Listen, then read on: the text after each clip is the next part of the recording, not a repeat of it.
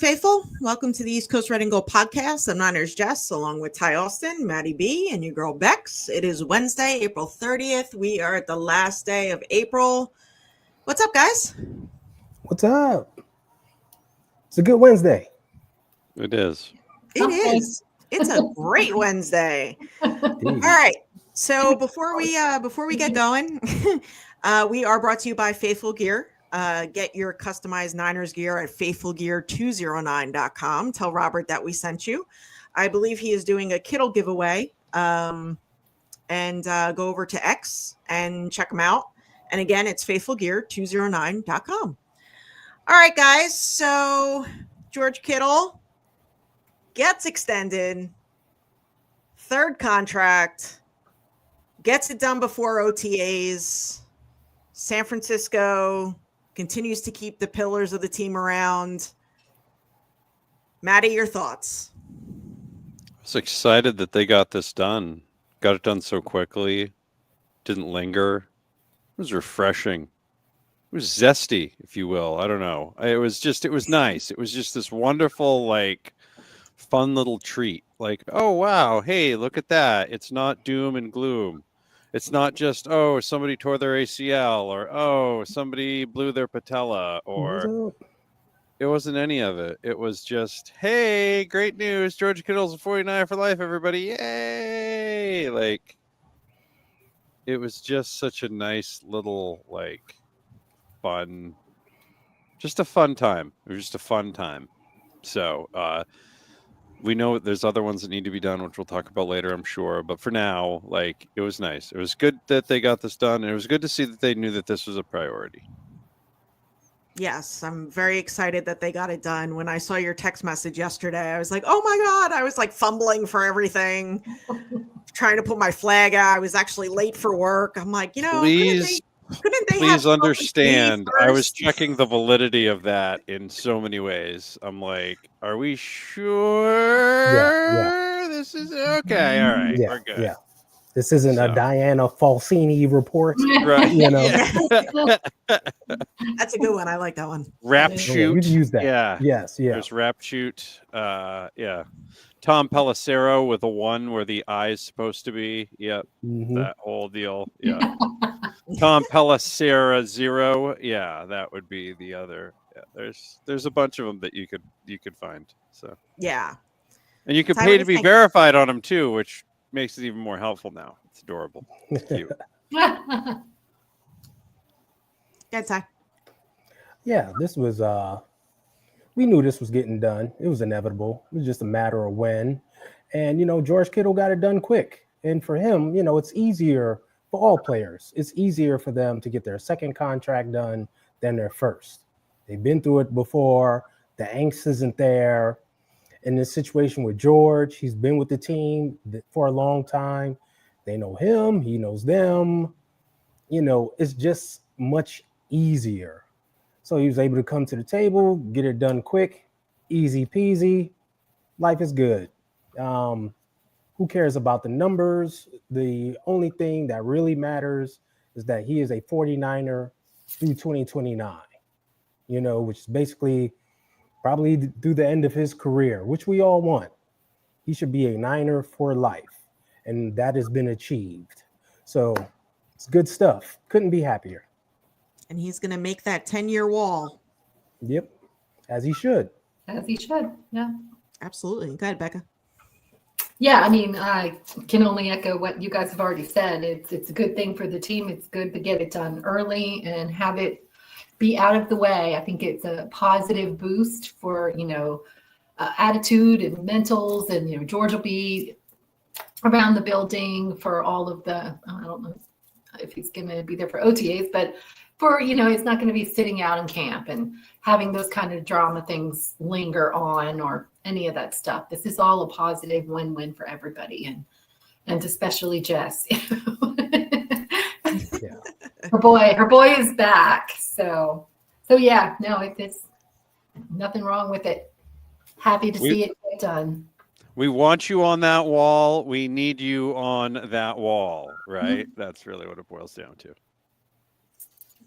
So now George Kittle goes with Brock Purdy. Brock Purdy goes with George Kittle. When do you think Brock Purdy's going to get done? Probably right around the corner.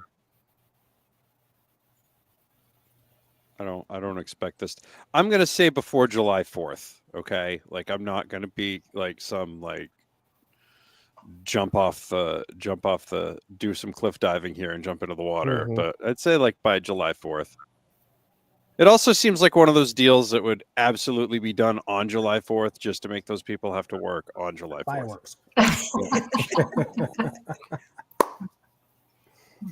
Yeah, I could see that. I could, I think with Kittle getting done, I think it kind of speeds it up a little bit. Hopefully. I can't imagine he would have agreed to come back here without knowing that like there's going to be some sort of stability, right? Like they don't really owe it to him to be like, oh yeah, he's going to be here for the rest of time. But like, it's kind of one of those deals. I'm sure maybe someone asked in passing, hey, Brock, he's sticking around? Or are you guys going to play like the Kirk Cousins double franchise tag game with him? Like. Wait. Time out. I doubt they would go that far. But can you hear me? Can you hear me? Yes. Yeah. You said you can't believe Brock agreed to come back? No, George.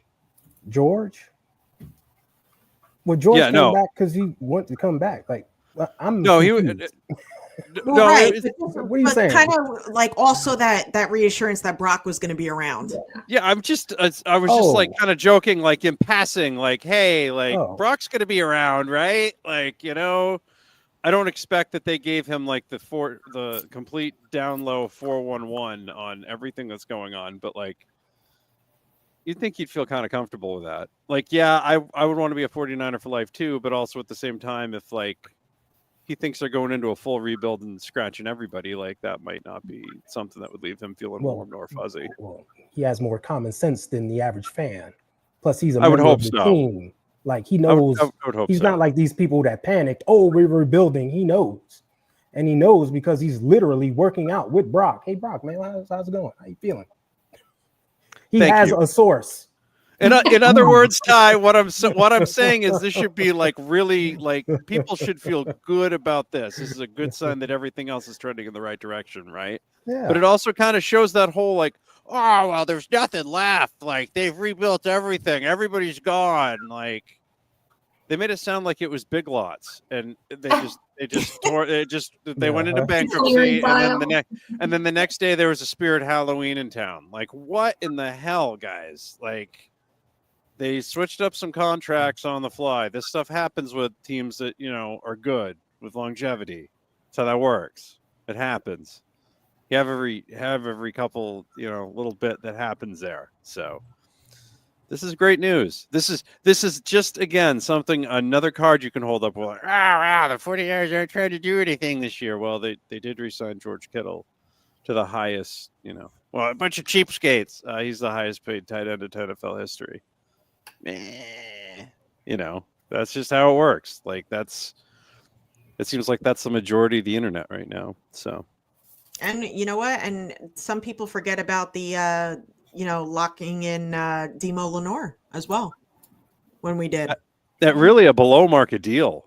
Like everybody's like, oh, he's a nickel. No, he's in everything.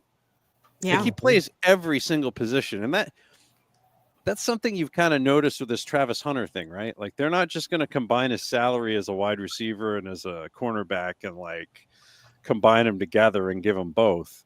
He's going to be labeled as one or the other per the terms of the collective bargaining agreement. He's going to get paid for one of those positions, and maybe they'll throw some bonuses in for some other stuff that he might be doing, but like he's not going to get a base salary on that sort of thing. So with Demo, it's kind of one of those deals like he got paid as a defensive back because he does so many things, right? Yeah, he plays nickel. Yeah, he can play that.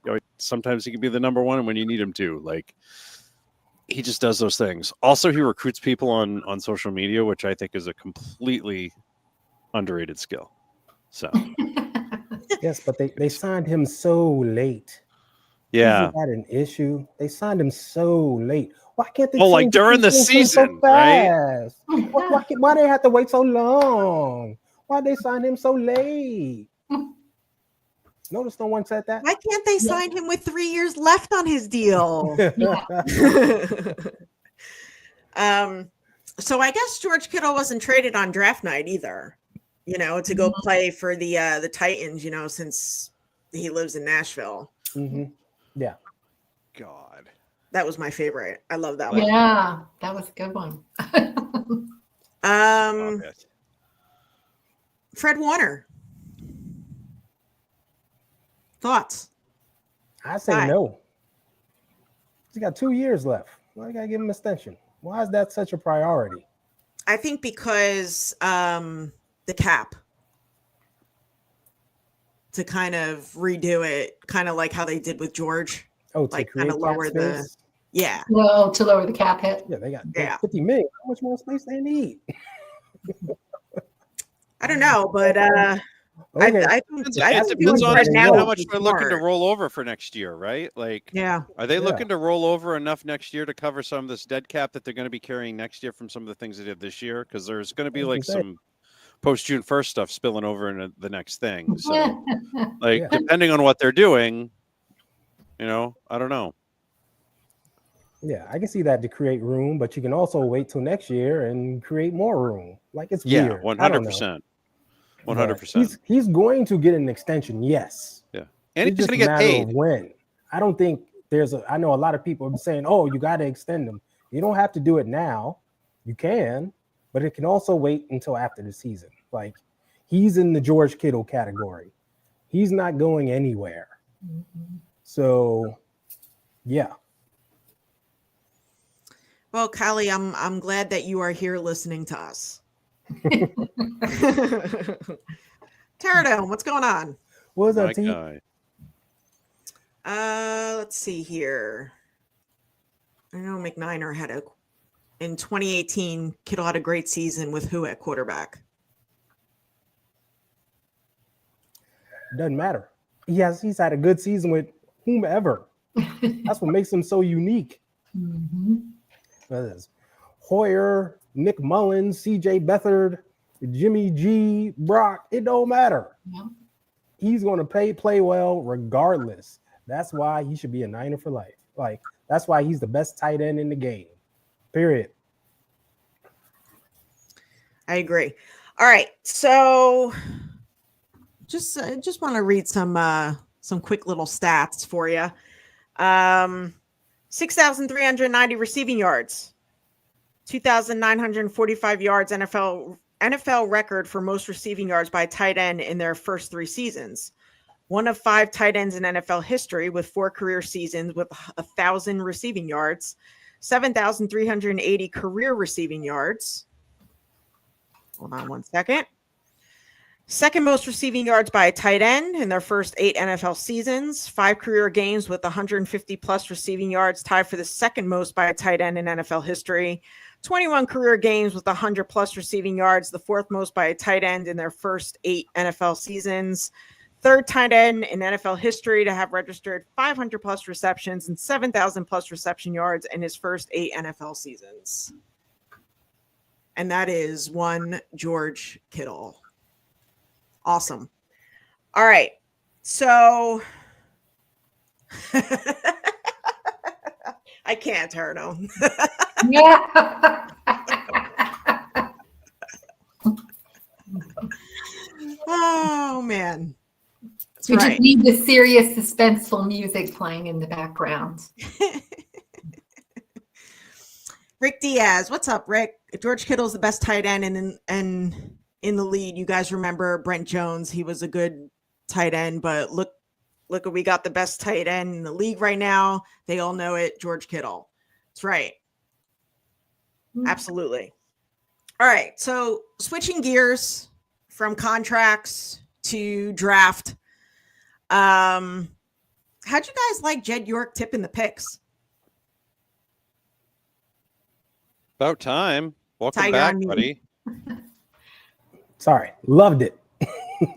Absolutely loved it. I pulled a Matt Mayoko there, Jess. Yeah. Absolutely loved it. Which he actually said. Did you get a thank you text message? Yeah. Yeah, I got one too. Yeah. Okay. Go ahead, Ty. But yeah, love the to see a different side of Jed, some fun Jed hopping on Twitter and having fun with the whole thing. I thought it was cool, and it took away a little suspense as to who we're going for. So I loved it. I hope he continues it because it just added a little humility to the day.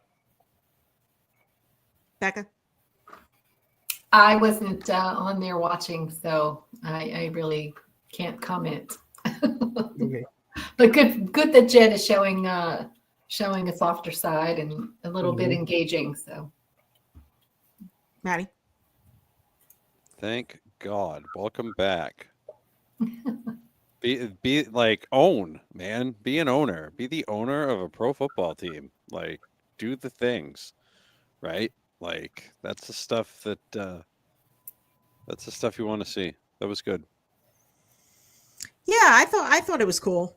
Not all owners do that, but I just, thought, for him to do it, considering a lot of people are, either for or against Jed York, I thought it was cool to see. All right, Michael Williams, no matter what. That seemed to be the consensus between Kyle Shanahan, John Lynch, everyone in that war room. He was picked at number 11. Kind of gives Aldon Smith vibes on the field. What do you guys think? Ty? I love the pick. He was one of the guys that I was looking at, and that's why I asked Steph last week, between him and Stewart, what's the difference between those guys? Like, what's the deal? And when she told me, all his traits and that she preferred him, I looked into him just a little bit more and was like, okay, I'm sold on this dude because he's the type of edge that I want opposite Nick Bosa. Right? I need a guy who's complete, we don't have to take off the field, right? He can do a little bit of everything, and he has those physical traits that I like. So I'm like, okay, I'm sold. And then after the draft, looking into him even more, I'm like, oh, he was definitely the guy. He fits all the things that we like to do. So I'm very happy that we got him. Callie says best edge setter in the draft. Yep. Maddie, what do you think? I mean, look at our run defense last year. I mean, really look at it the year before. It wasn't all that hot either. It was just so bad. It was so bad. And you kept seeing mock drafts where Williams was going in the top 10, and you're like, oh, gross. Because you just kind of got a vibe that was a guy that the 49ers really liked and were trying to like, oh, we really like him, but we don't want anybody to know, right? Which is why I think the Stewart stuff was kind of rolled out there. And then when Steph said that Stewart was the one we all least wanted, like, I'm totally going to take Steph's opinion on that sort of thing, right? Yeah. Because at the end of the day, I'm going to look at all of them, and it's like, that's the thing, right? We can look at the tape, we can look at all the stuff, but with college, they're not always playing the same competition. They're not always, like, it's kind of a different game, really, in a way, right? Like, it's still football, but like there's different stuff to it, and there's different things that they might be asked to do. They might be asked to like just guard one guy and not like they have to shadow somebody, and then it looks like they're just out there picking their nose or something. But in reality, they're like trying to make sure that nobody's doing something else, right? Like, because that's what the scheme goes out for. So tape tells a lot of things, but it doesn't tell everything. And like combo stuff, like there's so many things you have to do with this sort of thing, which is why I'm glad we have the draft gurus and we have Steph. And like, I mean, like he kept saying, all whatever, the difference from 15 to 50 was not different. It was not that different in this draft. And it sounds to me like they got one of the guys that was from 1 to 14, right? Like, there was definitely some drop off after him, is what I feel like. This is going to be huge, and Georgia guys seem to do well in the league. So, go Dogs! Roof, roof, roof, roof.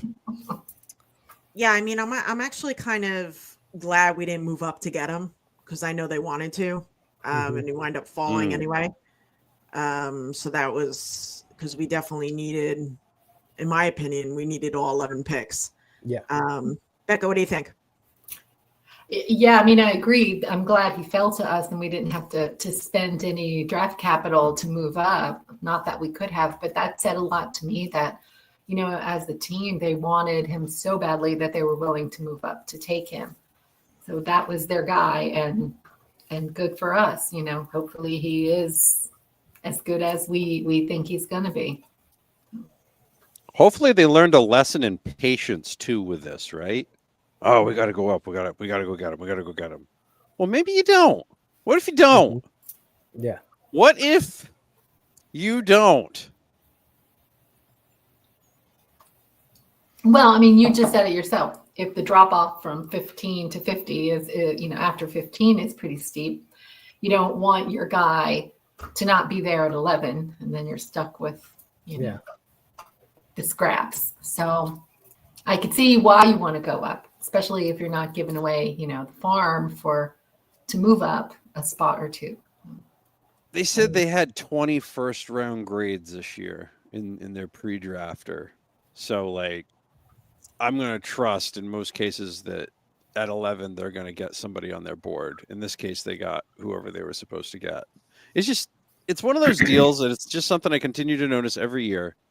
If you look at the mock draft that usually happens right after the end of the college football season, like right after it ends, like they've pulled out the trophy and woo, it's usually pretty close to that. There might be a couple of swaps here and there, but it usually kind of pans out just in that order. But there's a bunch of shuffling in between, and that's where the magic seems to happen and the weirdness seems to happen. So, and that's what's, you know, he tried to trade up for him and nobody was interested in trading up.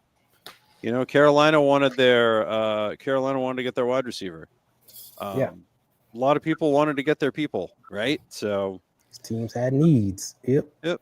I mean, you were going to have to really come out of the park to move up this year. Look at what Jacksonville had to give up to move up from 5 to number 2. Yeah. Right. Yeah, there was a lot of moving around, but the Niners stayed where they were with every single pick. Yeah. Which was great because there's nothing I hate more than waiting for, here comes the 5th round. The 49ers are picking 10 picks from now. And then it gets to pick 10, 49ers on the clock. And then they're on a commercial and it's like, you know, Mr. Clean's cleaning some woman's house and like they changed the graphic and now like, you know, Washington's on the clock. And you're like, what the hell? What happened? What? Yeah. Where'd they go? Where'd they go? Like, how far back did they go? Did they trade for next year? Like, what is happening? Like, you don't want to be in that zone of like not knowing. So, yeah, like you're all ready to see whoever pick, and then it's like the pick is in, and it's a completely different team, and I'm like, and they didn't even say like the announcement didn't say that you're looking at best available, and you're like, man, look at who's on the board, let's go, and then they trade down, and you're like, what the hell? Terradome says that they went to commercial every time the 49ers were picking. It felt swear to God, they absolutely nobody wants us to know anything. Like that's why I didn't watch I usually listen to it. No one wanted to trade with us. They went to commercial every time we were picking. It's fine. Screw them. Screw them. Fine. We'll take our players and we'll go home. Beat it. We'll just march right to the Super Bowl. There you go. And we won't have to march far. Yeah, that's true. Moving on to the run stuffer, the D tackle from Texas, Alfred Collins, who specifically said the run will be stopped. Some people said he has a Buckner Armstead presence. Other people said Chris Jones 2.0. What are your thoughts, Ty? Big man that's hard to move. Like, I'm not comparing him to nobody because I just like what I see with him. He's just a big dude that's hard to move. He can move other men, which is great, and which I really like. And something that's underrated, he has pass rush skills. He can get upfield. He can beat one-on-ones. Love that. Because what that means is on those pass rush downs, we don't have to take him off the field. He can actually push the pocket, make it uncomfortable for quarterbacks. And if they try to run to the outside, well, Bosa and Williams will be there waiting for him. So I'm loving this. Right? You pair him with, like, let's say we put him next to Evan Anderson who's on the field, and you got well over 600 pounds of just human beings clogging up the middle. That's hard to move, baby. Beautiful that's sight. That's right. That's when we get Maddie's ass sweat on the screen and like, yeah, get them big dudes moving. So I'm loving this pick. Fortify the line, defense. I just love it. Becca, go ahead.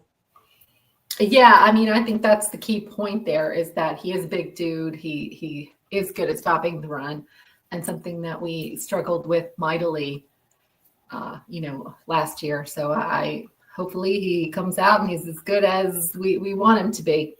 And, translates well on the field. McNiner says close to 650 pounds. Mm-hmm. Some big boys. Uh-huh. Yeah, Maddie. Played in a big-time conference, played in a lot of big-time games. Has that kind of swagger and bravado that you like from a big guy down low, right? Kind of has that, Fridge Perry, Ted Washington. Mm-hmm. Just that vibe, right? Just that mean guy in the middle vibe, and something that's been missing with this team for a long time. What Javon Kinlaw was supposed to be, right? Just a tough, squirrel-eating son of a bitch, and then it just didn't pan out, right? So hopefully this one does. Yeah. Leon Sandcastle, love the emphasis on run defense and players that bring back the swarming mentality. Mm-hmm. Yeah, one of Jed York's tweets was like, Robert Saleh just came back in the room, like he just like stuff like that, which was pretty cool. If you get a chance, Becca, go and read. Yeah, Go read Jed's tweets. Yeah. You would have thought at the beginning of this draft that Saleh was just making all the picks himself, right? Like he locked everybody out of the room, and it's just like, I've got it. It's on me, thanks. Yeah. All right, moving on. We got the linebacker from Oklahoma State, Nick Martin. Seems to be Dre Greenlaw's replacement. Hit machine, attacks the ball. Similar traits to Dre Greenlaw. Maddie, your thoughts? A lot of people say he's overdrafted, but I don't know, man. If you like your guy, just go get your guy. Exactly. I don't know. Every single I hate this whole stupid value yippee kai whatever, right? Like, you look at Pro Football Focus and they give the 49ers a D+. And then you look at a bunch of other drafts and they give them like an A+, right? Or a B+. I've seen a or lot a B+. of B+. Or like, so it depends on what anybody's looking at and what they're grading on. But like this guy also, again, there was a common thread to a lot of these guys too. You had a lot of like multi-sport captain, you know what I mean? Like just any one of those guys. It was like one of those deals where like if they ever had to take over the green dot, like they've probably done it before. You know what I mean? Like or something similar. There's a common thread here with almost every one of these guys, even the guys that were set up to take special teams. I'm sure we'll talk about that later too. They've all done other things. So there was definitely they had a plan in this draft, right? Like, and they saw most of the things that we saw, with the exclusion of the offensive line, of course, because they seem to think the offensive line is better than it really is. But that's okay. That's what Someday they'll prove us wrong. But until then, here we are. Yeah, Becca. Yeah, I mean, I was a little worried because he didn't have a lot of play time last year with the injury and so forth. And, he got drafted reasonably high in the third round. So it does leave you with a little bit of, worry and wonder. But I guess, they did their homework. So I would agree. If that's your guy, you're going to get your guy. And if you think he's going to be fine, then he probably will be fine. And everybody's overreacting, with some of the concerns there. Yeah, I think with every pick, there were people that was like, reach. That was a reach. Yeah. Like every single one. And I'm like, so who are we supposed to take? Right. Why don't they ever take a special teams guy? Oh, well, because they don't want to draft one because it would be a reach, right? Like, it's like in a perfect world, everybody's like, well, I'll draft my first rounders first, and I'll draft my second rounder second. And like, I think they legitimately think that these things are supposed to go directly in order. And then like, you fill in the rest of your team with like street free agents and prayer guys, you know what I mean? That go to Bon Jovi concerts, like, because they're living on one. I don't understand it. Like, sometimes you've plucked guys out of the 5th round like candy and you can't find a 3rd rounder to save your life, right? Like, I'm pretty sure like some of these teams, I think the 49ers specifically like to experiment in the 3rd round because they get so many compensatory picks.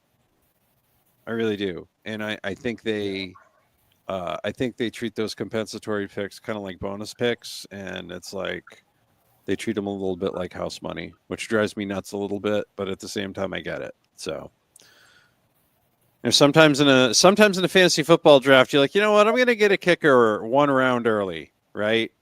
Like, I'm going to start the kicker run so that I'm not waiting for somebody else to do it. So I'm not drafting like the 6th kicker available, depending on when the whole thing goes, right? I think they're the guys at the draft are like, you know what? I think it's time to, we really need that safety, or we really need that kick returner. Just think they think they sense a run that may or may not be coming, but they're getting guys that are off their list and true to their board is what I'm guessing. Yeah, Ty. Martin was a great pick. Fits exactly what we like to do. Guys that could go run, hit, tackles well, is good in coverage. Oh my. We know we like to keep our linebackers out in coverage. He can cover space. That's a huge benefit. So I'm very excited for him. Can't wait to see the camp battle between him and the other guys we got, because I think he's got a very good chance of being right next to Fred on Sundays when we go to our nickel package. I can definitely see him in there on base downs. He's a dude, so I like it. So our next pick, I'm actually really excited about this kid, Upton Stout, the DB from Western Kentucky. John Lynch, Kyle Shanahan said that he reminds him of K1 Williams. He'll play inside, but he plays everywhere pretty much. And Demo will play outside. Kyle Posey, Upton Stout is Where's Waldo? He only posted the 4 picks, but he plays different positions: corner, free safety, nickel, stand-up edge rusher, down safety, weak side linebacker. Yeah, so this kid does it all, it seems like. What do you guys think? Becca? I don't know that much about him. I mean, I know where little Western Kentucky University is in Bowling Green. That's the spot. But I do like... Passed out on a bathroom floor at Bowling Green one time, by the way. Did you? Oh, yeah. Well, that sounds fun. Yeah, I might have been not 21 yet, and it was Bowling Green, Kentucky. That's all I can tell you. Anyways. Bowling Green, Kentucky. But I do like, that he seems to be a very active and lively corner. So, that had a lot of good statistics attached to his name. I didn't watch any tape on him or anything, but good. If he's that versatile, that's what we tend to like and what we need. Yeah, Ty. Yeah, this is the pick that got me out my seat. I was loving this one because I've been calling for us to get a nickel, an actual real nickel, so that Lenore could just stay outside and stay on those number 1s and 2s where he belongs, because that's advantage us, and get a real nickel who can cover. Got one.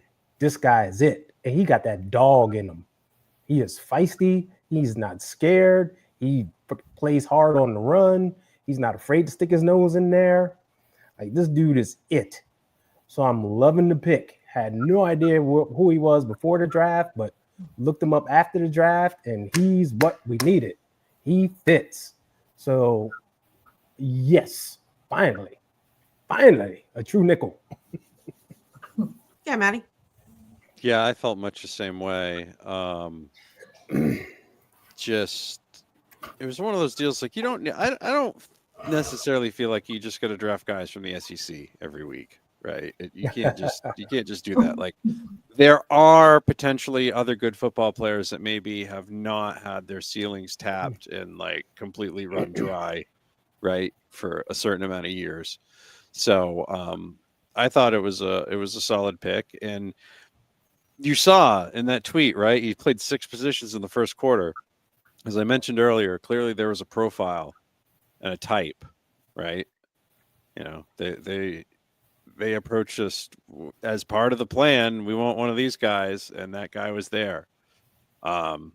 So and Western Kentucky is a legitimate program. Like, they celebrated their 100th anniversary back in 2018. They've got good facilities.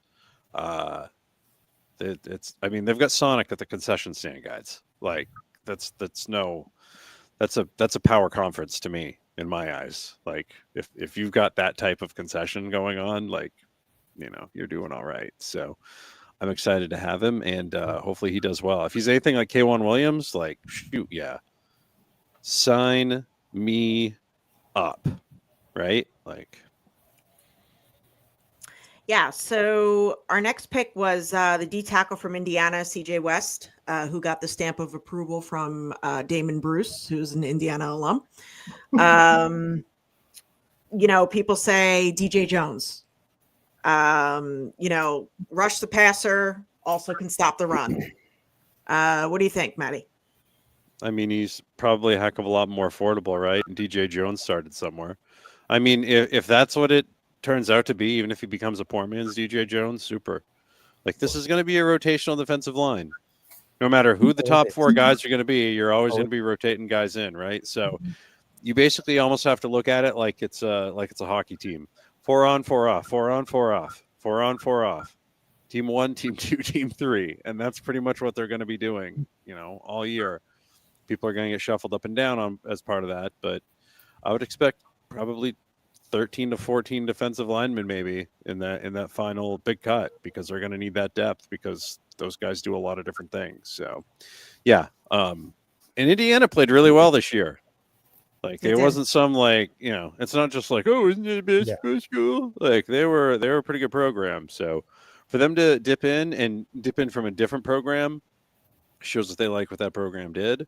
And they grabbed 2 guys from Indiana, right? Because I'm sure we'll talk about Rourke later. But yeah, another need, but another need with a guy with actual talent, and not like, I understand they drafted this guy, but why did they draft this guy, right? Like, I get used to that sometimes with this for a few years.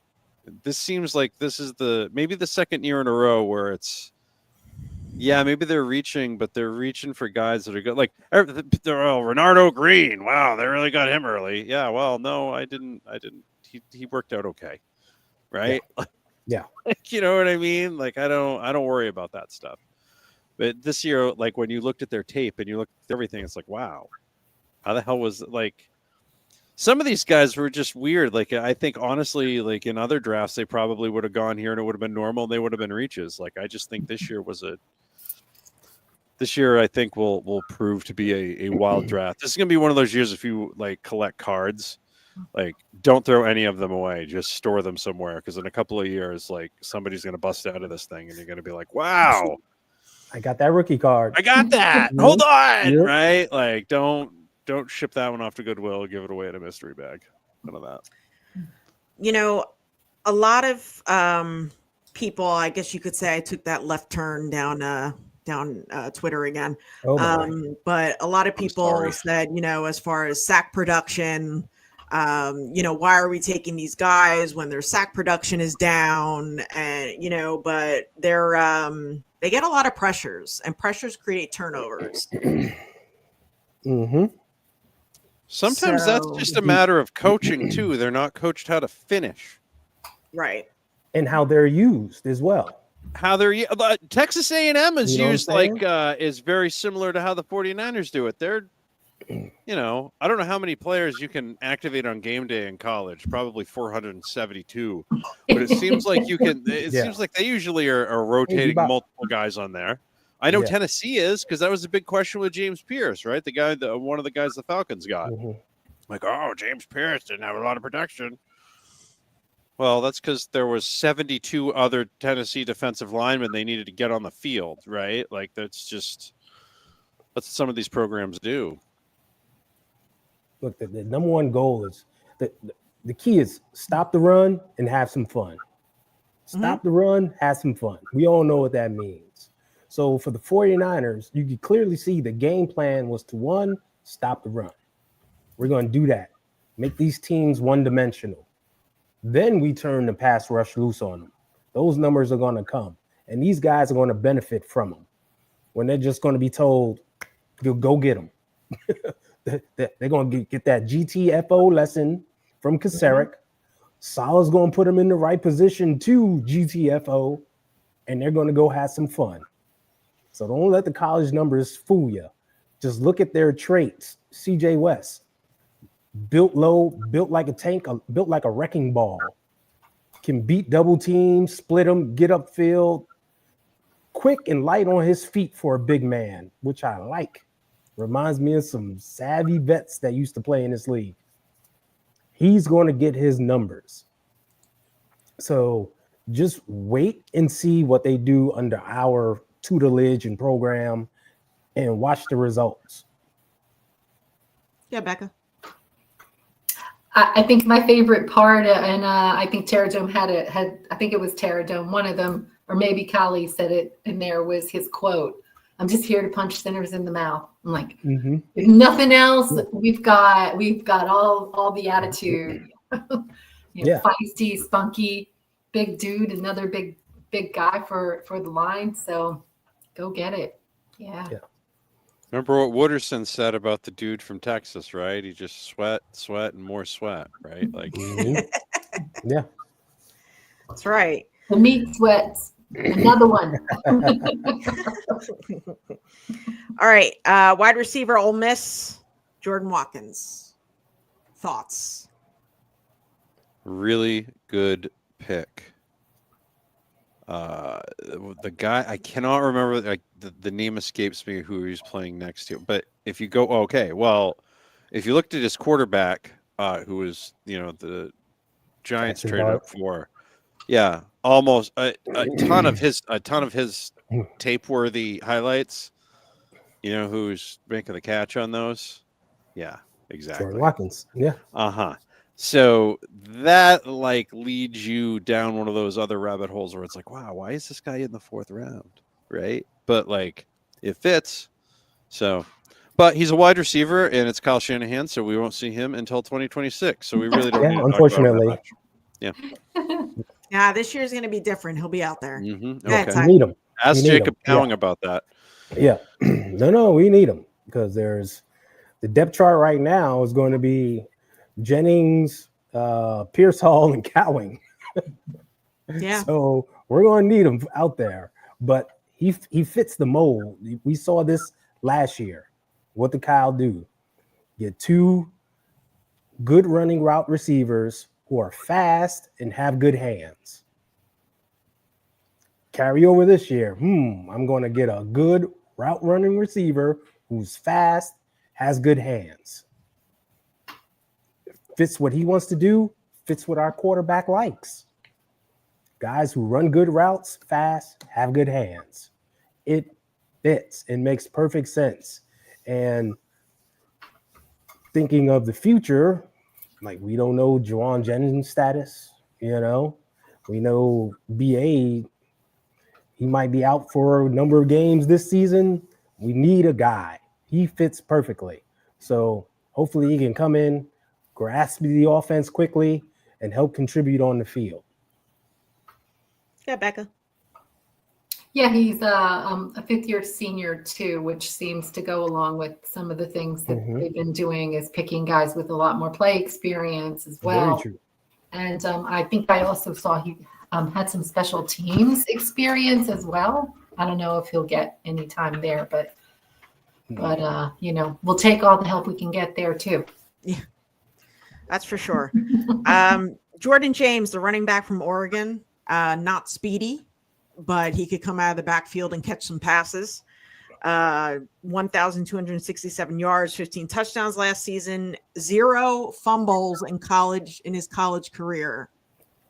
And this is a Bobby T and Gore running back. Mm-hmm. Thoughts? 5.7 yards a carry. That's nice. Doesn't fumble. That's all you need to know. Forget the speed factor. Give it to him on first down. Next thing you know, it's 2nd and 4. Who doesn't like that? Yeah. So we needed a tough runner. We lost Mason. Well, we traded him away. So we needed a tough runner. Run inside, pick up those tough yards. Here we go, young man. Welcome to the franchise. So another great pick.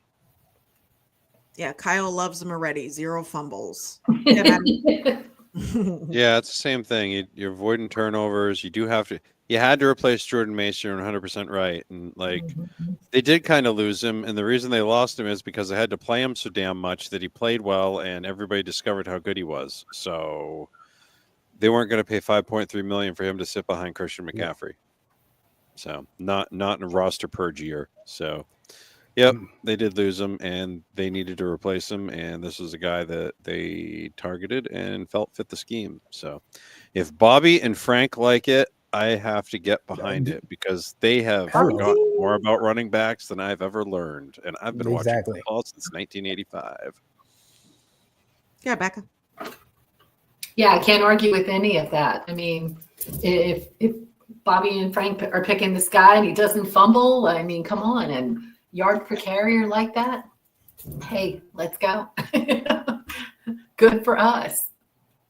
One thing that we could say about these picks so far is that everybody has speed.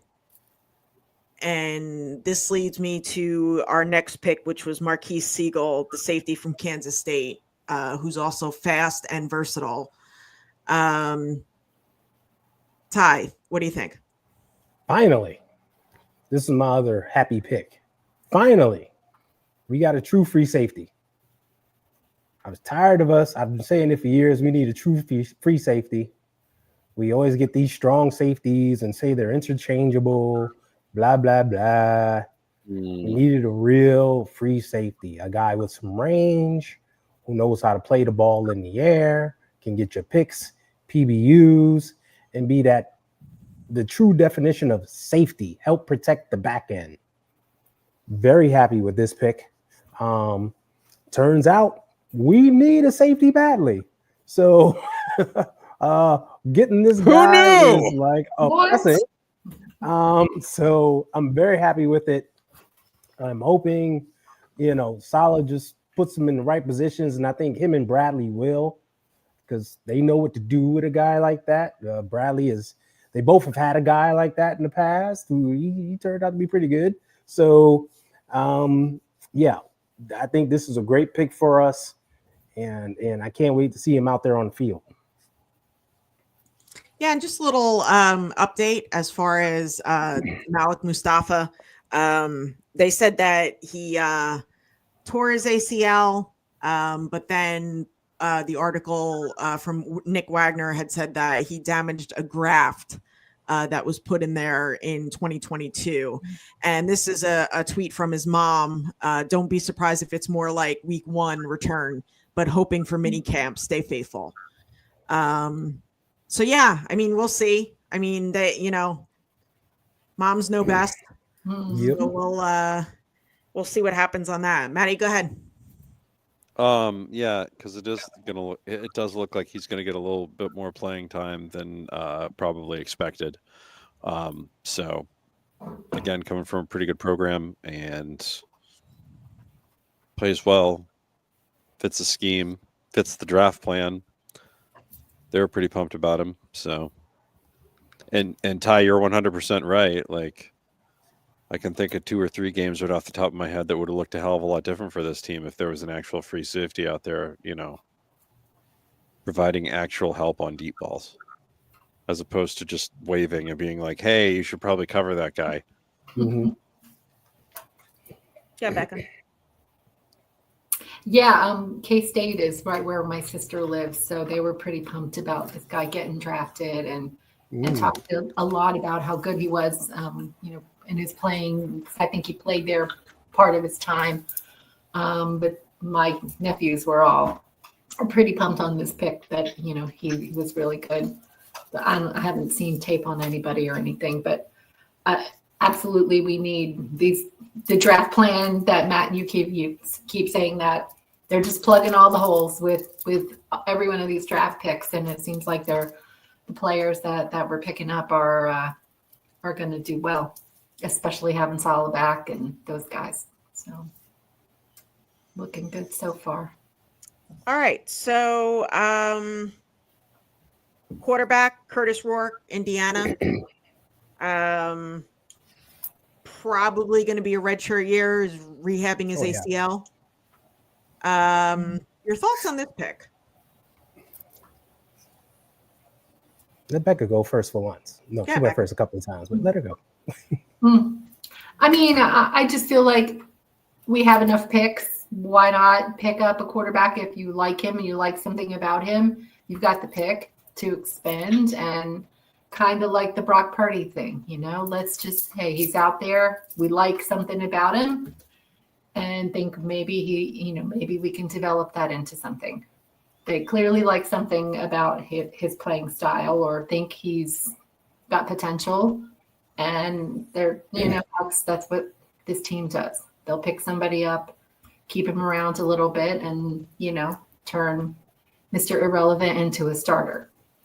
Kyle always does well, coaching up quarterbacks. So they also like how tough he is because he played all of last season with a torn ACL. So he played with the knee and with the big brace.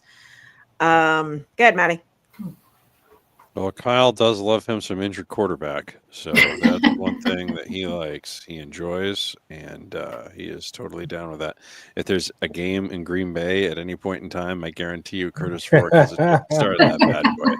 Might be in there. Yeah.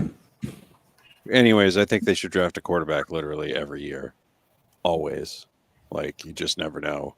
And it's also one of those ways to keep your cost controls down too, right? Like if you draft a quarterback that fits your system and you know everything that goes on, and they end up getting starts here and there, like maybe you can turn them into other draft capital, or, they leave and they become a free agent somewhere else and they become a compensatory pick because they go somewhere else, right? And then you replace them with somebody else. That way you don't have to go out and, you can get these rehab projects like Josh Dobbs, Sam Darnold, Mac Jones, which is kind of what they've been doing, right? Because you can do that on the cheap, but eventually you kind of want your own guys in there, which is why you get that third spot. I think that's what Brock Purdy was eventually going to. I think if if you truth served them, I think that was the plan, right? Before he showed up and wowed everybody, you have him come in and slide in to be the backup to Trey, right? Which is what they were thinking at the time.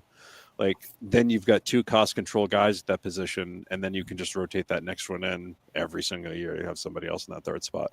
I think every year there should be one. So weird that they're doing it the Trent Baalke way, but again, they like this Indiana program. So we'll see how it goes. Hopefully he doesn't have to take too many snaps for us, and if he does, it's just sort of a victory formation or he's handing off to somebody. Yeah. Well, I think, considering what happened in the NFC Championship game against the Eagles, I think we'll always move forward with 4 quarterbacks. Go ahead, Ty. We'll definitely have 4 in the roster. Yeah. I think, I talked about this when Wayne was on. Kyle has a type, and this guy is Kyle's type.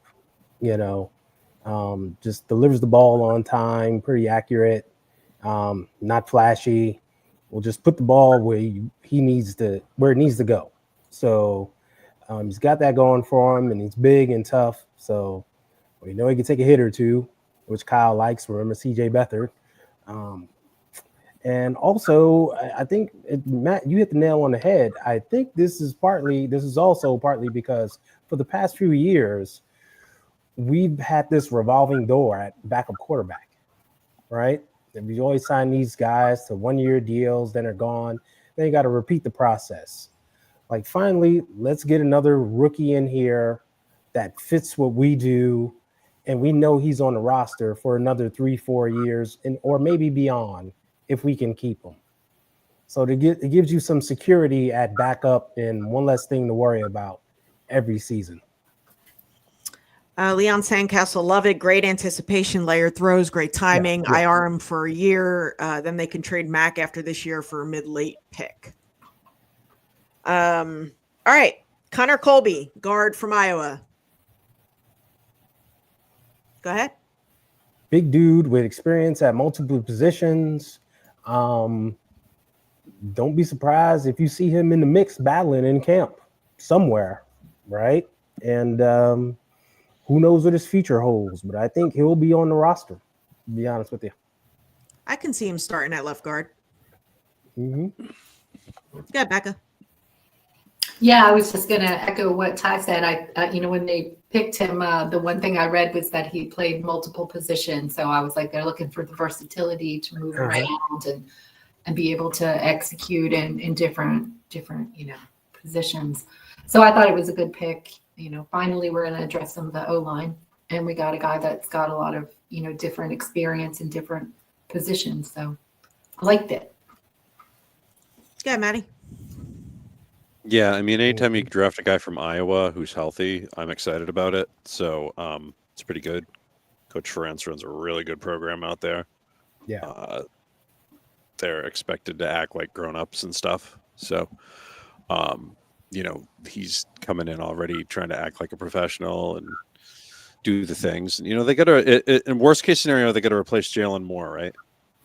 So you need some of that. You need some sort of depth on the line. And, stop me if you've heard us say this before, but they've got a type, kind of like what Ty said earlier. He plays versatile position on the line, everything else, right? Like they go googly eyes over that sort of thing. So if you have that sort of ability and the measurables are there for them, then they're going to take you. So pretty good pick for that late from a quality program, right? There are a lot of quality programs that they drafted from. They didn't, Yeah, exactly. It wasn't Anchor South J&M Murray or State something. and stuff like that. Yeah. Right. Yeah. Like. And they did sign DJ Humphreys. Yep. So Veteran, that could be a possible line, swing tackle. has experience playing on both sides. Yeah. So, that knee should be completely healthy. Yeah. That's solid depth. That's solid depth for this time of year. And like that, and that's not, he's not expensive, right? Exactly. And he can be there, and whether he's there teaching or not, guys are going to learn from the things that he does. Yeah. That's a good move. All right. Last and certainly not least, Junior Bergen, the wide receiver from Montana, return man. And our special teams coordinator, Brant Boyer, has Montana ties. Maddie, since you were the, with special teams and everything, go ahead. You go first. I'm also the FCS guy, of course, because all the years covering Maine. Like I watched Maine come back from 21-0 down at Western Kentucky to beat Western Kentucky in 2018. Right. It was probably one of the weirdest games I've ever been to. Caging Elephants played a concert across the street before the game. It was a crazy scene. But anyways, there was like Montana, number one, really good program. Okay. I know I've said that a few times, but that's because they're all pretty good, right? Like there's a reason for it. Again, there is a pattern here, and it went all the way down to the end. Even when they went to special teams. And this dude has got some stats special team wise. I want to say it was 8. I believe he's got 8 touchdowns or 8 return touchdowns. Yeah. Again, that's off the top of my head. So like he was like, they took it seriously. Guys, they took kickoff return seriously. Like, do you know how much that warms my heart after years of them not taking it seriously? I mean, honest to God, like Dexter Carter was maybe the last time they kind of took it seriously. And it feels like every guy since then has just been like, outside of when they had Ted Ginn, of course, like, and then, the curse of Ted Ginn. I was just going to say heartbreaking. Everything like Mhm. from Dexter Carter to Ted Ginn and then He Who Shall Not Be Named to now has just been an Ooh. abject shit Listen to show. it again. Yeah. Right? So, just also shout out for not drafting the guy with the same name. Thank you. It was just, I liked it. I really liked it. Oh. And like, if you're gonna draft a guy from that level, special teams is the best place to start them off on because they have to get their bodies used to playing at this level. It is a huge, huge jump. I promise you, Montana's training and nutrition staff, not anywhere near the 49ers training and nutrition staff. Yeah. Now, the jump from Georgia to the 49ers is not going to be as steep. Not so much. I promise. Yeah, I push you that. Okay. But what these FCS guys are doing is kind of like that old school football. So it's a bigger leap for them. And sometimes their bodies can't handle it. So it takes a while for them to kind of get there. But with special teams, he should be fine. Like he's going to be, they're going to be choosing his spots. This is our chance to have like our own Devin Hestery type, right? Mhm. Like in a perfect scenario. You know what I mean? Like, yeah, basically. You know what I mean? Go Grizzlies. Yeah, Becca. I was personally excited about this pick too because, as you just said, Matt, we tend to just ignore special teams and piecemeal something together, throw a few bodies out there, and it's been a disaster the last few years. So to see that they actually took and used a pick to bring someone in who had all of this special teams experience was refreshing. And so I'm, hopeful with our new special teams coordinator and a dude who seems to be able to do it. So looking forward to that. Yeah, Ty. Yeah. It's just a continuation of the off-season plan, the off-season game plan. What was the first thing they did this off-season? Address special teams, right? Get guys who are experienced at playing special teams. Well, here they are. The final piece, the cherry on top of that, you get a guy who's experienced at returns. Is something we desperately needed. So fitting the need. Boom, got him. You got to love the vision and what they've done this offseason. Just kudos to them. Excellent pick. Leon Sandkessel said versatile to start as a wide receiver, running back, and converted to a wide receiver. Mm-hmm. Sticking with special teams, they invited kicker Kenny Almendarez to minicamp, who was the best kicker in college football. But I still think they bring in a vet for training camp. What do you guys think? They didn't draft him with a third round pick. I was happy. What do you think, Ty? That's what they did with Moody. He was the best kicker in college. They drafted him in the third round. Like, they didn't do that this year. I'm excited. Like, that's all I have to say about it. Yeah, they brought in this kicker, invited him. I saw they invited a long snapper too. Yeah. They're taking special teams very seriously. And I agree with you, Jess.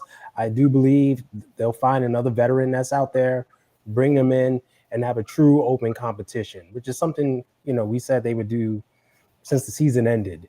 So I'm just loving the direction, the vision that they've had. You can tell since day one, they've been taking this offseason extremely serious about reshaping this roster, getting this team back on track, and you're seeing it all come together. So it's very happy times right now. Yeah, Becca. Yeah, I think, we've leveled up the special teams coaching, and now we're going to see that translate into the players that are being brought in and how that's going to look on the field.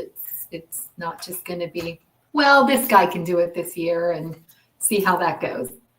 We brought in someone who's good at it, and now you're seeing exactly that. I think we'll have a competition there. They're certainly not just going to let Jake Moody keep his job without fighting for it and earning it, which I don't think he will. But, bring in some veteran kickers. They're going to have to. You can't just chance it like we did with Jake Moody, covering one eye every time he put a ball get off the upright or barely ding it in. It was a train wreck. It was tough to watch, but I do like the move so far. So 3 things that we addressed in this draft, I feel: separation, special teams, and run defense. Before we get out of here, one last question. Did we get better? Absolutely.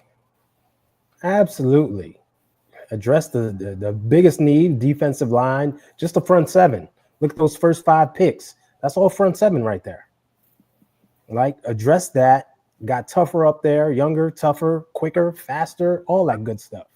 Addressed it. Addressed other areas. I mean, it was a slam dunk. We're absolutely better today than we were before the draft. So hats off to, you know what? I'm saying hats off to John. This was a John draft. You could see it. So hats off to him. He did his thing. Yeah, Becca.